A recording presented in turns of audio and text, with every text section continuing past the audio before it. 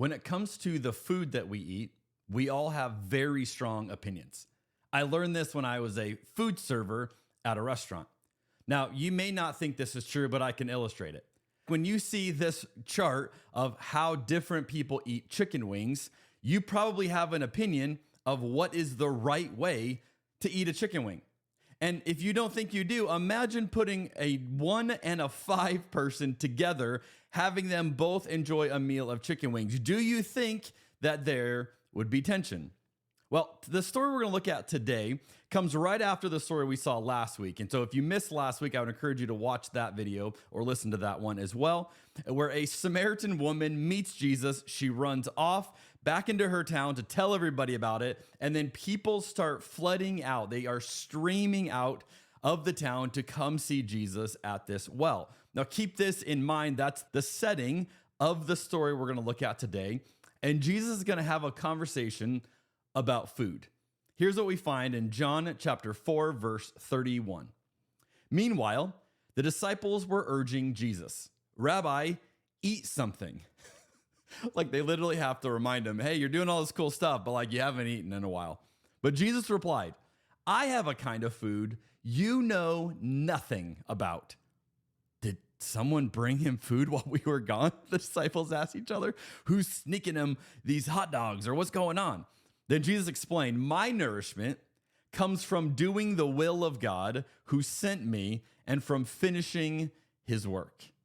Now, if doing God's will is how we find our ultimate nourishment, according to Jesus here, the question for you and I then is, how well fed are we? How nourished are we? See, one of the statements that you hear all the time when you work at a church, if you're in ministry, is you'll hear people say, well, I left that place because I wasn't getting fed. This is like a Christianese line that we love to say, and I have watched for years people jump from one church community to the next church community because they're not being fed. So they go somewhere that is feeding them until that's not what they're looking for, and then they bounce around again and again and again. You could say this is the difference between a number 1 or a number 5 on the chicken wing scale. But if you're at a number 1, I would encourage you, learn how to eat more of the chicken wing. Like figure out what's right in front of you and how maybe you need to do more to get more out of that experience. See, we often get a little bit weird when it comes to the will of God. It reminds me of a story.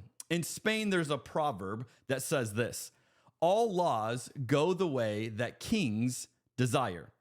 Now, this comes from a story that happened in Spain around the 12th century. There was a debate about whether the churches should use Gothic or Roman prayer books in their services. And they couldn't resolve this debate, so they brought it before the king. He decided to leave the matter to chance. So he put both of the prayer books, the Gothic one and the Roman one, he threw them into the fire. And he said, whichever one makes it, that's the one we'll go with. However, when the Gothic book was the one that survived the blaze, King Alfonso threw it back into the fire and grabbed the Roman one out, which then led to the expression, all laws go the way that kings desire. And that's how many of us figure out the will of God as well. We just figure out what we want to do and then somehow spiritually justify it as God's will. Now, a lot of us, we tend to invite God into our thing rather than the other way around. God, here's what I'm working on. Bless this. God, here's what I want to do. Bless this. God, what ideas do you have for me? We expect that God is always coming to us, meeting us, giving us what we need, rather than looking around and saying, God, what are you already doing? God, what do I sense you doing around me? How do I see you already at work? And how could I partner with you in that? See, I don't think the will of God is a riddle. It just takes us looking around differently than we often do it. And then in verse 35, we read this. It says, you know the saying, Jesus says, 4 months between planting and harvest. But I say, wake up and look around. This is great.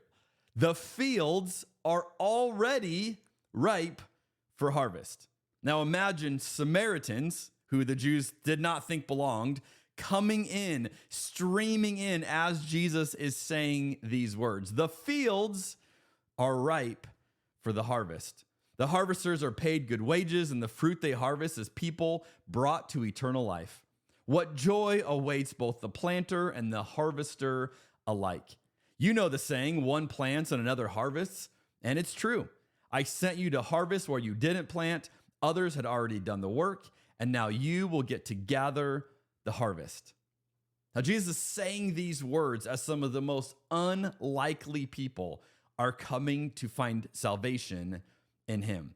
And he's urging his disciples to see what is happening, that something is breaking through. God is doing a new thing that has not been done like this before. The harvest time had come. Even Samaritans are part of this. The invitation is for all of us to be part of it too. Jesus is giving a life hack here.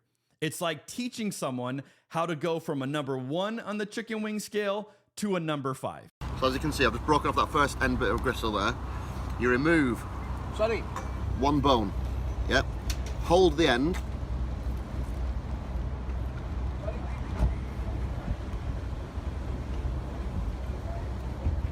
Just delicious. So just again, all you need to do, hold the wing, break in the center, remove one bone out, whole wing, mouth, remove.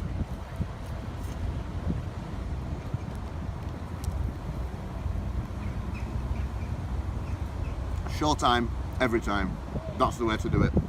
We all need to learn how to trust the role that God has given us, the way that God is inviting us into what God is already doing. One of the coolest things I was given years ago in ministry, and I still keep this in my Bible today, was a picture of some ducks. This is what the picture looks like. And I was given this picture, and I at first wasn't quite sure what the person meant, but then there was a note that came along with it, and the note said this: "Thank you for being willing to be the duck that goes through the door and looks deeper for God's truths and inviting us in to experiencing it for ourselves." I love that. All I am is just the little duck that walks a little bit in front and says, "Hey, come check out what I've seen." That was such a cool way for me not only to have a little bit of humility of I'm not great, even in moments I think I am, but also God has invited me into a story and I get a part to play in it. What if heaven is filled with the chance to hear all of the ways that you have partnered with God, the ways that they have impacted other people, and you get to meet those people and you get to hear the stories of the things that you said yes to, the ways that you joined Jesus and what Jesus is already doing. And then God shows you, hey, this is the impact you had. What an incredible thing that we get invited to be a part of. I'll see you next week on Rebuilding Faith. And hey, everybody, before you go, a quick note. I want to invite you to our online community. We're actually starting a new book study this week, going through Brian Zahn's book, A Farewell to Mars. We're going to discuss it together, read it together, explore these ideas about nonviolence and what does it mean to follow Jesus in a nonviolent way. And if that is interesting to you, check out the link in the show notes. We'd love to have you be a part of it with us.